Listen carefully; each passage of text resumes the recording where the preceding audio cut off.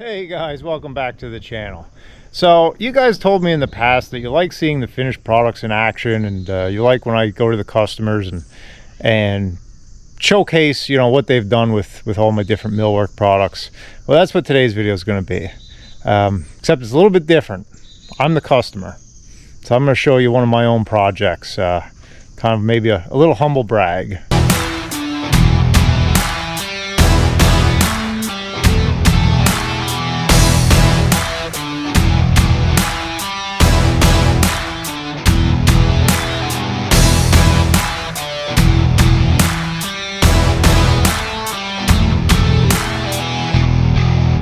So a few years ago, my wife and I had the opportunity to buy the farm next to my parents, and I jumped all over it because it's a farm I grew up next to and always loved. And we bought it for the farmland and timber primarily, but this house was on it. This house was built in the 1800s, originally the small section, then was added on to. And when we bought it, it had not been lived in about 15 years. It was more or less abandoned. There was a hole in the roof. It was just in rough shape. So we were forced to make the decision: do we fix it up? Do we tear it down? Do we just look the other way and whatever happens happens?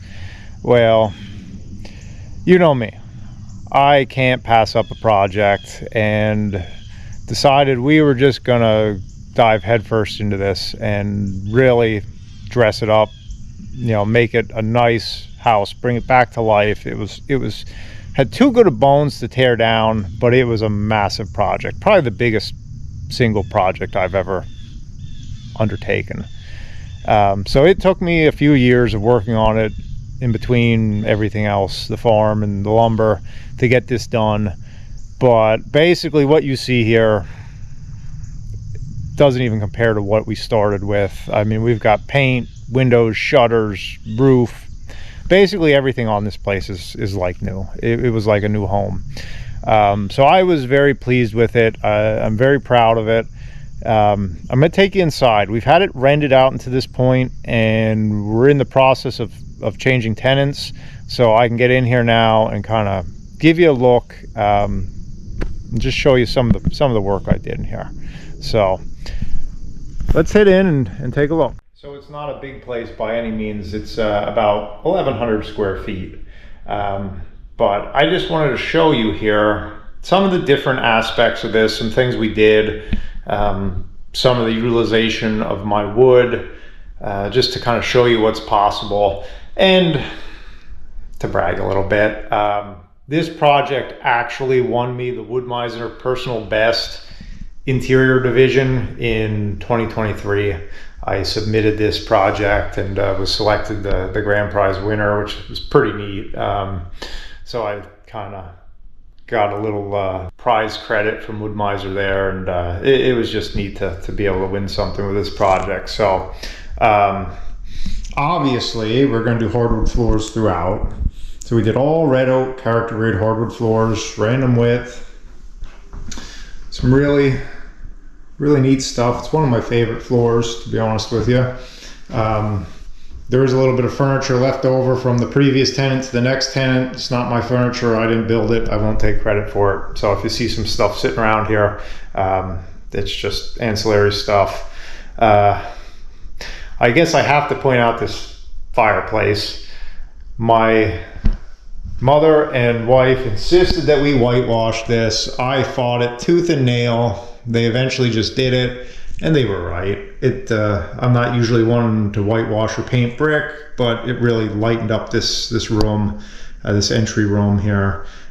So we got a nice fireplace that, since we're renting, we don't use, but it is a functional fireplace. One of the neatest features in this room, these are old hand-hewn chestnut beams, and cleaned them up, dressed them up some. I wanted to keep them exposed, and then we just kind of furred and put a little beadboard up here just to clean this up, brighten it up, instead of the wood plank flooring. You know, seeing the underside of the planks, which you'll see in a second in the other room.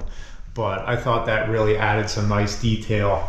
You can see that wormy chestnut there is really some unique stuff. So we left that. You know, tried to keep a blend of modern and rustic, you know, keep this house to its roots, but yet dress everything up, bring it, you know, up to current date and not have it so dark and dingy. In here in the main living area, you can see hardwood floors throughout. This was all closed up. There was a wall where the kitchen island is and just a doorway. So we opened that up. I cut a rough sawn beam as a header to kind of match the style. And I think one of the neatest features of this, we tore out the ceiling. This was all lath and plaster. And I don't know how many loads of plaster we hauled out of here. If you've ever tore out lath and plaster, you know it's an absolutely miserable job. Was not fun at all. So we tore out all the lath and plaster and replaced everything with drywall. But when we opened this up, I had an idea. I said, why don't we leave the ceiling open? Number one, because there's low ceilings in here, and it just gives you some extra height and just kind of makes the room feel bigger. And also just the way this opened up with these exposed beams and the floorboards from the upstairs, I just thought was a really sharp look. So I just cleaned these up, sanded them some, sprayed a clear coat on them, and just left it as is, which I think is one of my favorite parts of the project. It really turned out nice. On the walls, everything in the downstairs here, we wanted to put some wainscoting with a chair rail for two reasons. One, I think it just looks nice. It dresses things up. And two, we knew we were going to rent this out, so it just saved some dings and dents and that kind of stuff. So we went with 7-inch wide V-groove paneling, and this is pine that we primed and painted. All the molding is poplar. It's my choice for moldings is poplar because it paints well, it works well. It's nice material. So that was all new, obviously. Chair rail, window casings. We just went with a colonial casing here, nothing fancy. All new window jambs and window sills. So, you know, that's basic millwork stuff, but everything in here, all the wood I did in-house, obviously, because that's what I do. So extended that right around to this island here. Butcher block countertop. You guys have seen me make these. This is a big one. This is 36 inches wide. It's red oak to match the floors. This was my first attempt at epoxy. Maybe my last attempt at epoxy. I know a lot of you guys are probably way better than me. I found it extremely frustrating. I did learn a lot as I was doing it, but this was a real trial by fire to get this right. It took me a couple times, but I'm happy with how this came out. Super durable. It looks like it's held up excellent over the last few years of being used. We went with black appliances to contrast everything else. You know, subway tile backsplash. You know, I'm focusing more on the woodwork, but I'll show you the whole thing. These are stock cabinets. I didn't make the cabinets. I certainly could have, but you know, sometimes it's easier to just buy stock stuff. In here, we decided to let me get out of the way of that light. We decided to put some beadboard on the ceiling. Basically, it helped me hide some plumbing and wiring, and it still gave us the look we were looking for, but it just kind of helped us with some of the mechanicals. Let's go check out the stairs yet. So if you guys are familiar with some of the old farmhouses up here in the Northeast, this won't be too shocking to you. Narrow, steep staircase. It's a wicked one. So what I did, I custom built all this stuff, the railing, the treads, all the trim work. And what I did, I made this railing removable. So it's bolted fast to the side of the stairs. so you can move big furniture up a little bit easier. I, for the life of me, don't understand why they built these houses with such tight, narrow staircases. It just doesn't seem to make any sense to me that you'd want to try to kill yourself to go up and down the steps. I mean, they're very short.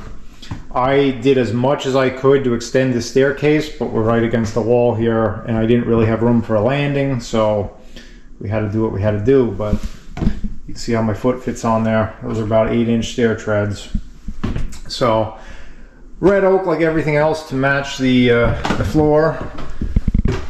So we've got 2 bedrooms up here. This is the smaller of the 2. More beautiful red oak flooring. And we'll go into the master bedroom. And the one nice thing this house has is these big tall windows. They really let a lot of light in. Once again, all brand new. New windows, new window jambs, molding, window sills. We got baseboard with base shoe throughout.